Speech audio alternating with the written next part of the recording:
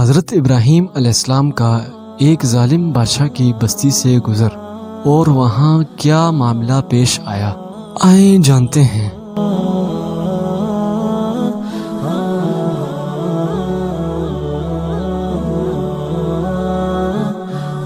پچھلی بار ہم نے حضرت ابراہیم علیہ السلام کی قوم پر مچھروں کے عذاب کے بارے میں بتایا تھا۔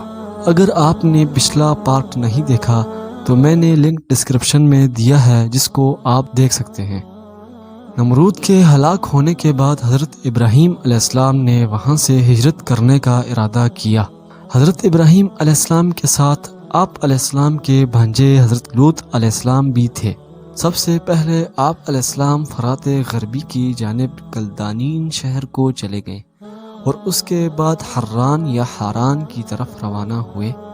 حران شہر میں حضرت ابراہیم علیہ السلام کے چچا رہتے تھے، جن کا نام حاران تھا۔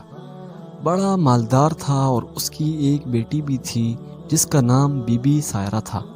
اس نے اپنی بیٹی کو حضرت ابراہیم علیہ السلام کے نکاح میں دے دیا اور ساتھ مال و دولت بھی دی، اور ابراہیم علیہ السلام سے بڑی محبت کرتا تھا، اس لیے کہ حضرت ابراہیم علیہ السلام اپنے دین کو چھوڑ دے۔ اسی وجہ سے بی بی سائرہ کا نکاح بھی حضرت ابراہیم علیہ السلام سے کروایا تھا، لیکن بی بی سائرہ تو مسلمان ہو گئی، پر حضرت ابراہیم علیہ السلام اپنے دین پر مضبوطی سے قائم رہے۔ اس کے بعد حضرت ابراہیم علیہ السلام اپنے چچا سے تنگ ہو کر وہاں سے ہجرت کی اور فلسطین کے غربی اطراف میں سکونت پذیر ہوئے۔ وہاں ایک علاقہ جس کا نام شکیم نابلس تھا، وہاں چلے گئے تو وہاں ایک بڑا ظالم بادشاہ تھا، اور اس کا ایک اصول تھا کہ کوئی بھی قافلہ وہاں سے گزرتا تو اس کو پکڑ لیتا اور خوبصورت عورتوں کو اپنے پاس رکھتا۔ اگر کسی خوبصورت عورت کا خاوند ہوتا تو اس کو مار ڈالتا اور عورت کو اس سے چھین لیتا، اور اگر خاوند کے بغیر کوئی بھائی وغیرہ ہوتا تو اس کو مال و دولت دے کر راضی کر لیتا یا چھوڑ دیتا۔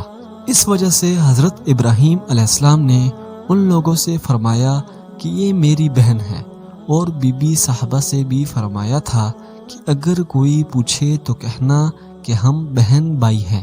بہرحال حضرت ابراہیم علیہ السلام کو انہوں نے پکڑ لیا اور بی بی سائرہ کو ظالم بادشاہ کے گھر لے گئے، کیونکہ حضرت ابراہیم علیہ السلام کی زوجہ بی بی سائرہ بہت زیادہ خوبصورت تھی۔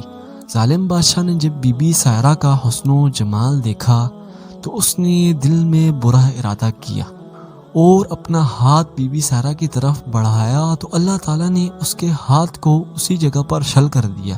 فوراً اس ظالم نے توبہ کی اور بی بی صاحبہ سے عرض کی اور گڑ گڑانے لگا کہ میرے لیے دعا کرو، آئندہ میں ایسا نہیں کروں گا۔ بی بی سائرہ نے دعا کی تو وہ فوراً ٹھیک ہو گیا۔ اس نے پھر برا ارادہ کیا اور اپنا ہاتھ بڑھایا تو اللہ تعالیٰ نے اس کو دوبارہ شل کر دیا، اور اس نے دوبارہ بی بی سائرہ سے دعا کی کہ میرے لیے دعا کرو، میں آئندہ کے بعد نہیں کروں گا۔ بہرحال اس نے 3 دفعہ یہ حرکت کی، لیکن تینوں دفعہ ناکام رہا۔ آخر سمجھ گیا کہ یہ کوئی خدا کی نیک بندی ہے۔ ادھر حضرت ابراہیم علیہ السلام اور بی بی سائرہ کے درمیان اللہ تعالیٰ نے پردہ ہٹا دیا تھا، اور اس سب معاملے کو حضرت ابراہیم علیہ السلام براہ راست دیکھ رہے تھے، اس لیے کہ حضرت ابراہیم علیہ السلام کے دل میں یہ ڈر پیدا نہ ہو کہ بی بی سائرہ کے ساتھ وہاں کیا ہو رہا ہے۔ اس وقت بی بی سائرہ کی عمر جو تھی وہ 17 سال تھی۔ اس بادشاہ کی ایک بیٹی بھی تھی جس کا نام بی بی ہاجرہ تھا، تو بادشاہ نے اپنی پیاری بیٹی کو ان کی زوجیت میں خدمت گزار بنا کر دے دی اور ساتھ مال و دولت سے بھی نوازا۔ اس زمانے میں بڑی بی بی کی چھوٹی بی بی خدمت گزار ہوا کرتی تھی۔